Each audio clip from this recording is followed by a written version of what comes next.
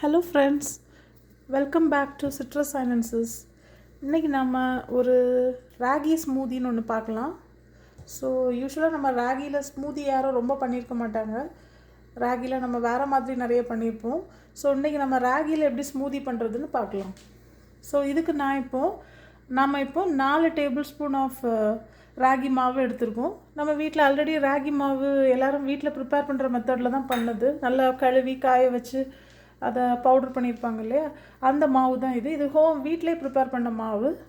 So அதில் 4 table spoon, 4 cup நம்ம prepare பண்ண போகிறோம் 4 பேருக்கு. ஸோ 4 டேபிள் ஸ்பூன் எடுத்துருக்கோம். இப்போ இதில் கொஞ்சமாக நம்ம தண்ணி ஊற்ற போகிறோம். ஏன்னா மொத்தமாக நம்ம தண்ணி ஊற்றிட்டோன்னா அது கரையாது. தட் மீன்ஸ் மிக்ஸ் ஆகாமல் நமக்கு அங்கங்கே திட்டாக இருக்கும். ஸோ அதனால் கொஞ்சமாக தண்ணி விட்டு நாம் இப்போ நல்லா அதை ஃபைன் பேஸ்ட் மாதிரி கொண்டுட்டு வந்துடலாம்.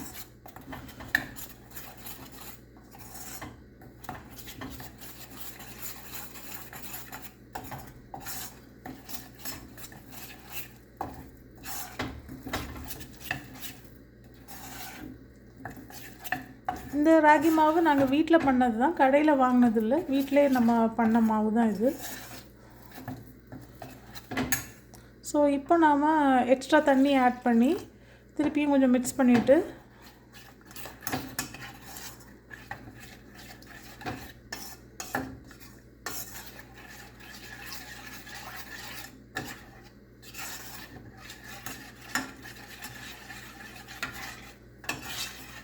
ஓரளவு கரைஞ்சி நல்லா மிக்ஸ் ஆகிட்டு தண்ணியோட அந்த மாவு. நமக்கு திட்டாக உருண்டையாக இல்லாமல் ஈவனாக கலந்துருக்கு.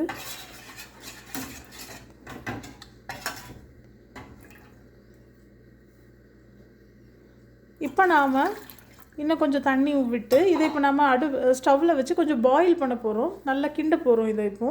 ஏன்னா இந்த மாவு வேகணும் நம்ம ஸ்மூதி பண்ணுறதுக்கு பிஃபோர். ஏன்னா இது பச்சை மாவாக இப்போ இருக்குது, ஜஸ்ட் பவுடர்டு மாவு தானே. ஸோ இதை நாம் இப்போ நல்லா மிக்ஸ் பண்ணி ஒரு ஜெல்லி அல்லது ஜாம் கன்சிஸ்டன்சி மாதிரி கொண்டுட்டு வர போகிறோம். ஒரு கஞ்சி மாதிரி அப்படி.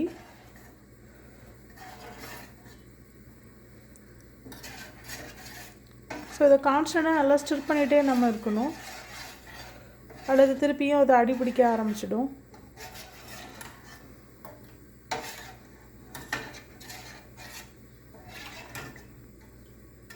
ரொம்ப நியூட்ரிஷியஸ். இப்போ இந்த ராகி பார்த்திங்கன்னா நிறைய கால்சியம் இருக்குதுன்னு நமக்கு நிறைய இதில் நம்ம ரீட் பண்ணுறோம். ஸோ போன்ஸுக்கு ரொம்ப நல்லதுன்னு சொல்கிறாங்க. ஆல்சோ இது ஐடல் ஃபார் ரொம்ப வளரும் பிள்ளைங்களுக்கு, கிட்ஸுக்கெலாம் ரொம்ப நல்லதுன்னு சொல்கிறாங்க. ஸோ கிட்ஸ் இது நல்லாவே சாப்பிடலான்னு சொல்கிறாங்க. ஸோ நீங்களும் மிஸ் பண்ணாதுங்க. அண்ட் விமனுக்கும் நிறைய கால்சியம்லாம் நமக்கு தேவை தான், விமன் எல்லாருக்குமே. ஸோ விமனுக்குமே இது நல்லது தான் இந்த ராகி.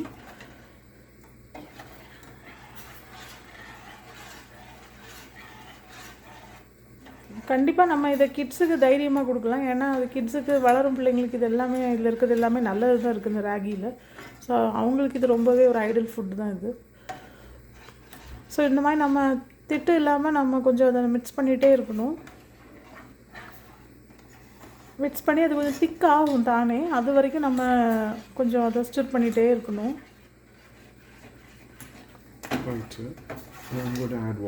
இன்னும் கொஞ்சம் தண்ணி ஆட் பண்ண வேண்டியது இருக்குது. ஏன்னா மாவு நிறைய இருக்கிற மாதிரி இருக்குது. இன்னும் கொஞ்சம் அது கட்டியாக ஆரம்பிச்சிட்டு. ஸோ இன்னும் கொஞ்சம் தண்ணி ஊற்றி நம்ம அதை இதாக்குவோம்.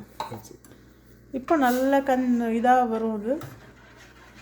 பார்த்தீங்களா, நம்ம 4 டேபிள் ஸ்பூன் மாவு தான் எடுத்தோம், அதுக்கே இவ்வளோ நமக்கு திக்காகிடுச்சது. ஜஸ்ட் ஒவ்வொருத்தருக்கும் ஒவ்வொரு டேபிள் ஸ்பூன் கணக்கு வச்சு தான் நாங்கள் எடுத்தோம். 4 பேருக்கு 4 டேபிள் ஸ்பூன் மாவுன்னு எடுத்தோம்.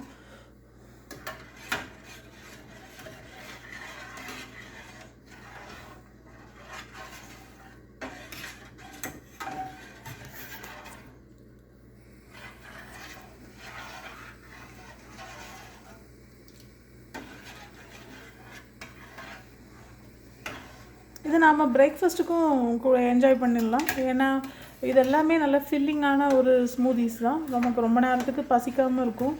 ஸோ மார்னிங் கூட இதெல்லாம் நம்ம சாப்பிடலாம்.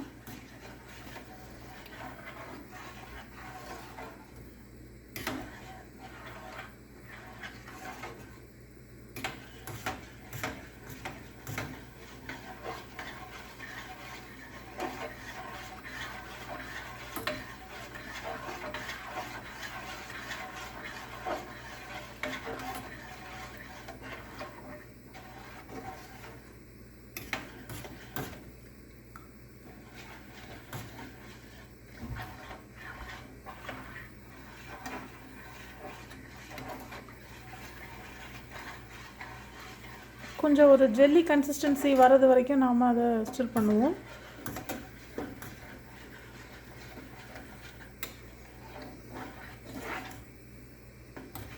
கொஞ்சம் கொஞ்சமாக ஆக ஆரம்பிக்குது, திக்காக ஆரம்பிக்க அப்படி ஸ்லோவாக.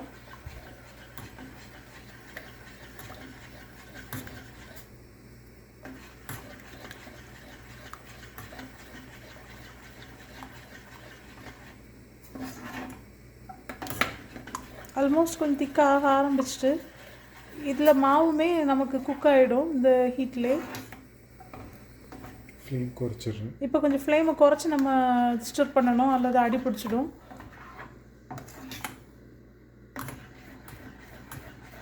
உங்களுக்கு பார்த்தா தெரியும் திக்காக இருக்கு இல்லையா, முன்ன மாதிரி வாட்டரியாக இல்லை, பார்த்தீங்களா கொஞ்சம் திக்காக இருக்குது. இந்த மாதிரி கன்சிஸ்டன்சி வரைக்கும் நம்ம நல்லா அதை மிக்ஸ் பண்ணிட்டே இருக்கணும்.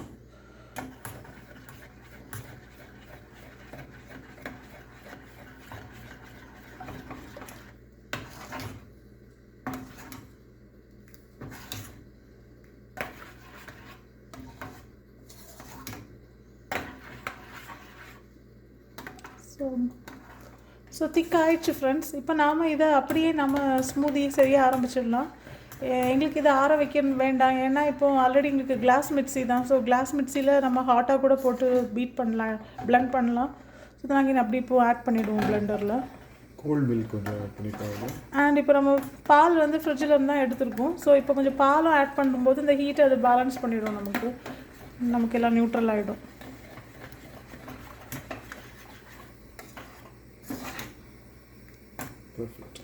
ஸோ இப்போ அழகான கன்சிஸ்டன்சியில் இருக்குது. இதுதான் நம்ம எதிர்பார்த்த கன்சிஸ்டன்சி, அது வந்துடுச்சு. மாவுமே இதில் வெந்திருக்கும் இப்போ இவ்வளோ நேரம் நம்ம ஹீட் பண்ணால. ஸோ மாவு வெந்தாச்சு. இப்படி நம்ம ஸ்மூதி பண்ணிடலாம். ஸோ இப்போ ஸ்டவ்வை நம்ம ஆஃப் பண்ணியாச்சு. ஒரு கப் மில்க் ஆட் பண்ணிக்கிறேன். இப்போ இதிலே கொஞ்சம் நம்ம நிறைய தண்ணியெல்லாம் ஆட் பண்ணியிருக்கோம். இப்போ ஒரு கப் பால் ஆட் பண்ணுறோம் நம்ம ஸ்மூதிக்கு.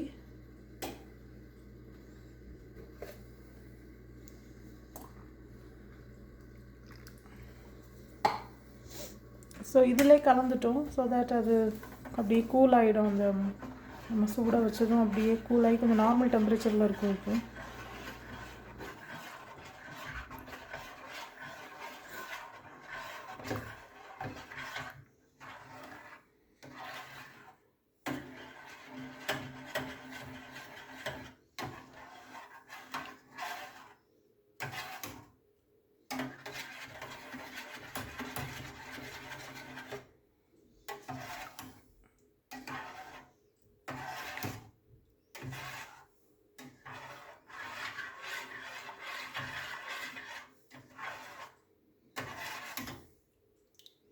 இப்போ நாம் இதை நம்ம பிளெண்டரில் ஆட் பண்ணிடலாம்.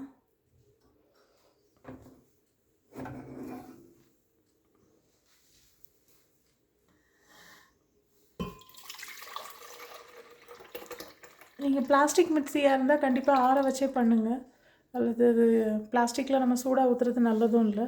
இப்போ எக்ஸ்ட்ராவாக ஒரு ஹாஃப் டம்ளர் மில்க் எடுத்துக்கிறேன். இப்போ இதில் கொஞ்சம் ஒட்டி இருக்குது மாவெல்லாம். ஸோ அதெல்லாம் எடுக்கிறதுக்காக ஒரு ஹாஃப் கப் மில்க் நம்ம இப்போ ஆட் பண்ணுறோம். ஸோ மொத்தமாக 1.5 கப் பால் நம்ம ஆட் பண்ணியிருக்கோம்.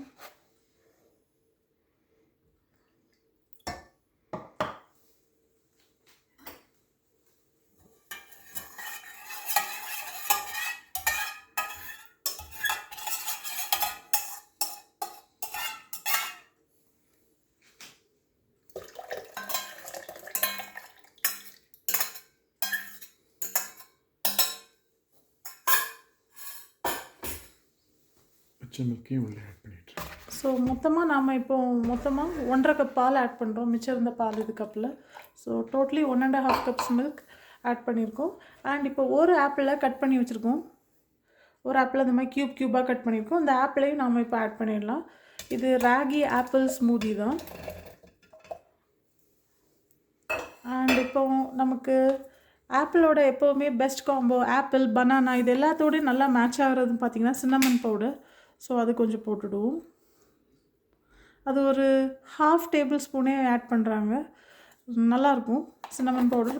அது வெயிட் லாஸ்க்கும் ரொம்ப ஒரு ஹெல்த்தியான ஒரு இதுதான் சின்னமன் பவுடர். ஆனால் நல்ல சின்னமன் பவுடராக யூஸ் பண்ணுங்கள். அந்த சிலோன் சின்னமன் பவுடர் யூஸ் பண்ணுங்கள், கேசியா யூஸ் பண்ணாதுங்க. அண்ட் இப்போ நம்ம ஸ்வீட் டேஸ்ட்காக நாட்டு சக்கரை ஆட் பண்ணுறோம்.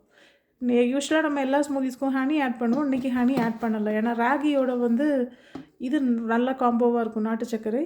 ஸோ நாட்டு சக்கரை ஆட் பண்ணுறோம். 2 டேபிள் ஸ்பூன் ஆட் பண்ணியிருக்கோம். நம்ம பிளெண்ட் பண்ணிவிட்டு தேவைப்பட்டால் திருப்பி போட்டுக்கலாம்.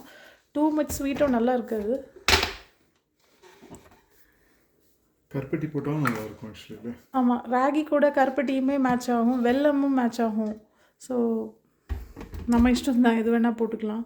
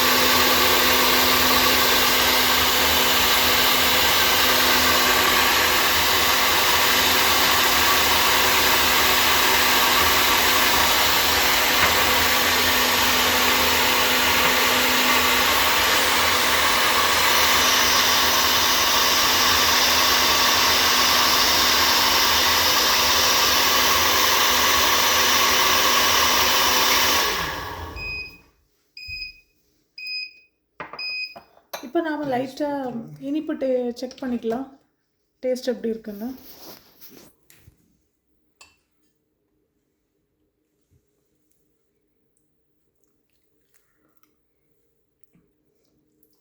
கொஞ்சம் ஆட் பண்ணணும். இனிப்பு ரொம்ப கம்மியாக, மைல்டாக இருக்குது, ரொம்ப மைல்டாக இருக்குது. இனிப்பு இல்லாமல் குடிக்கிறவங்க இந்த ஸ்டேஜில் குடிக்கலாம். பட் இங்கே கிட்ஸ் எல்லோரும், எனக்குமே கொஞ்சம் இனிப்பாக இருந்தால் தான் பிடிக்கும். ஸோ கொஞ்சம் இனிப்பு போடுவோம், அப்போ தான் நல்லாயிருக்கும்.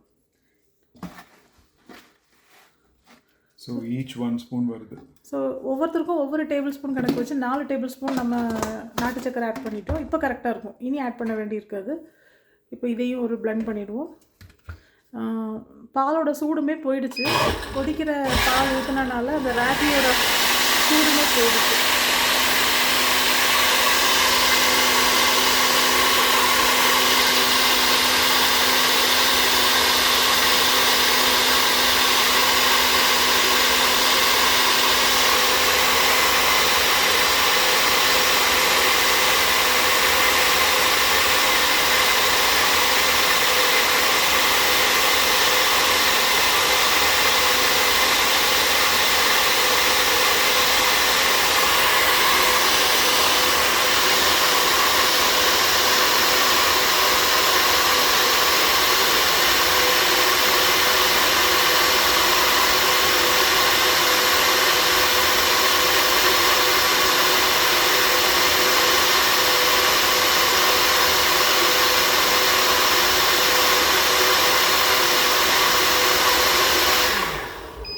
ரெடி ஆயிடுச்சு ஃப்ரெண்ட்ஸ். நம்ம இன்னைக்கு கப்பில் ஊற்றிடலாம்.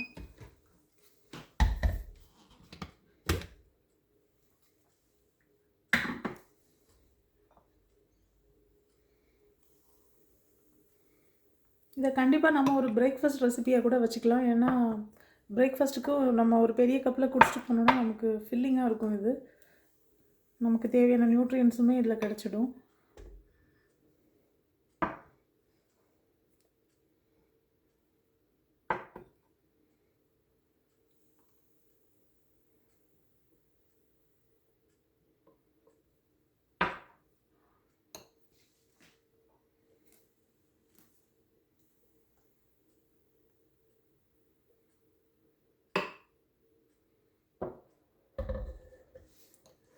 ஸோ அவ்வளோதான் ஃப்ரெண்ட்ஸ், நம்மளோட ராகி ஆப்பிள் ஸ்மூதி சூப்பராக ரெடி ஆயிடுச்சு. இதை நாம் இனி என்ஜாய் பண்ண வேண்டியதான்.